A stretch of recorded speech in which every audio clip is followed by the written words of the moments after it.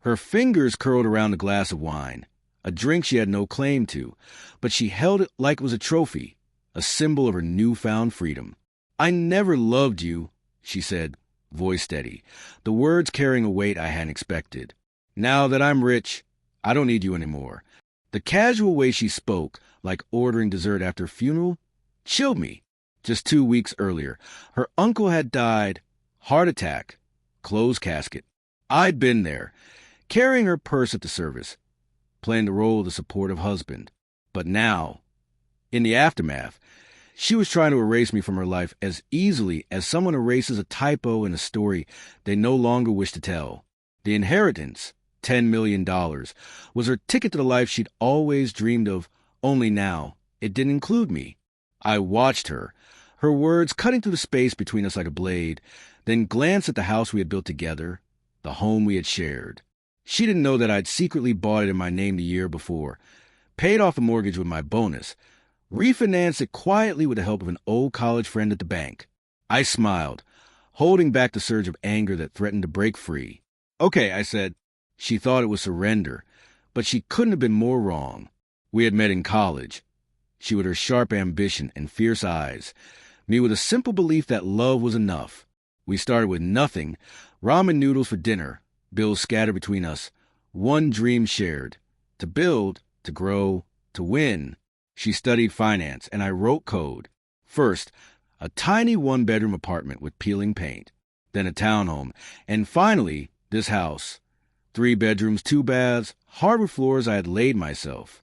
Through it all, I believed in her more than I believed in God. She cried when I proposed, calling me her anchor, her home, her everything. I didn't see the cracks at first.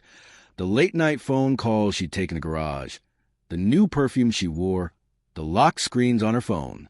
She told me she was working late, but there was no paper trail, no emails, just silence in the places where love used to echo. Then her uncle died. Something in her changed overnight, sharp and sudden. Designer bags started appearing, and her eyes began avoiding mine. She moved like someone already divorced, and I noticed. I found the text on her laptop one night, when she'd forgotten to log out. He called her goddess, and she called him Plan B. Dates, hotel receipts, a draft message she never sent. Asterisk once the money clears. I'll serve him. I'll say I never loved him. It'll be quick, clean. Asterisk the words burned my throat, but I didn't scream. I didn't flip the table.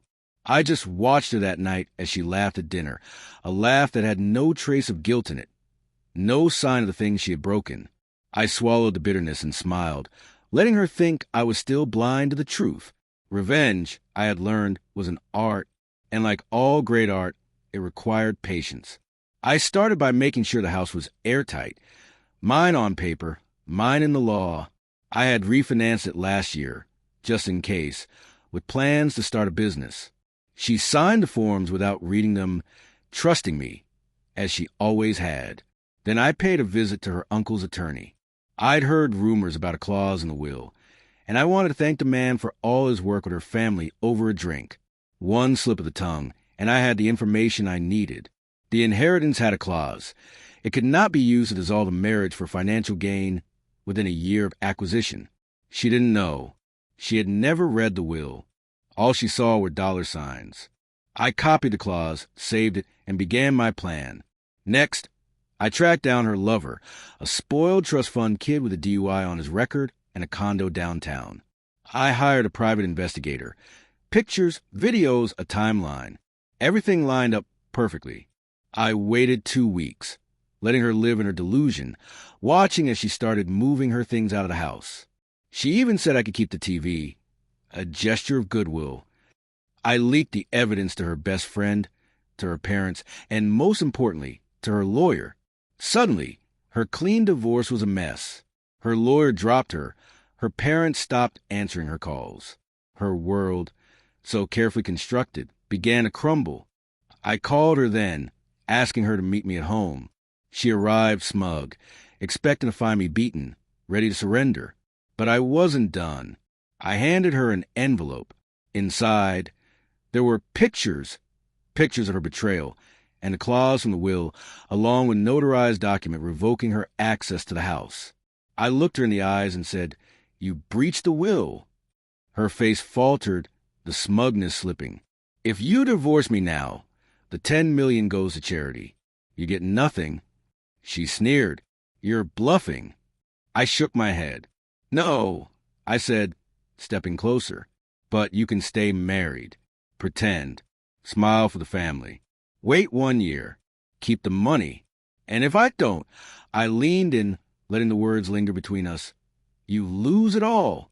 And your lover? He's already talking. Wants to cut a deal to avoid blackmail charges." Her face drained of color, and for the first time in months, I saw the fear in her eyes. The game had changed, and this time, I was the one holding the cards. I have the text. "You planned this long before the death. All of it designed to look like fraud." She tried to laugh it off, but the sound faltered, dying on her lips. The next day, she moved out. No lawyers, no fight. Just silence. I kept the house, kept the peace. And every month, I sent her a reminder, a framed photo of the life she could have had if only she hadn't underestimated me. A year later, the final confrontation came. We sat in the attorney's office, the divorce papers ready to be signed. Clean, legal, and the inheritance still intact. She looked at me, hollowed out. "Rich? Yes, but alone." "You played me," she whispered, barely audible. "No." I corrected her, my voice calm, steady. "You played yourself. I just stayed in the game long enough to win." She reached for my hand. I didn't flinch. I didn't move. I simply stood up and walked out of the room without a word. There was no need for last words. She already knew them. People think betrayal is loud. Slamming doors, shouting matches, fiery confrontations. But it's not. Betrayal is quiet, cold. A soft knife in the dark, a subtle cut. But revenge? Revenge is calculated. It's not about burning the house down. It's about building a better one and letting them watch from the outside, shivering. She thought love made me weak. But I never loved blindly. I loved with intent, with purpose. And when that love was gone, I didn't just move on. I loved the aftermath. Betrayal is an art, but so is revenge. And mine hangs framed in the hallway, the one she'll never walk through again.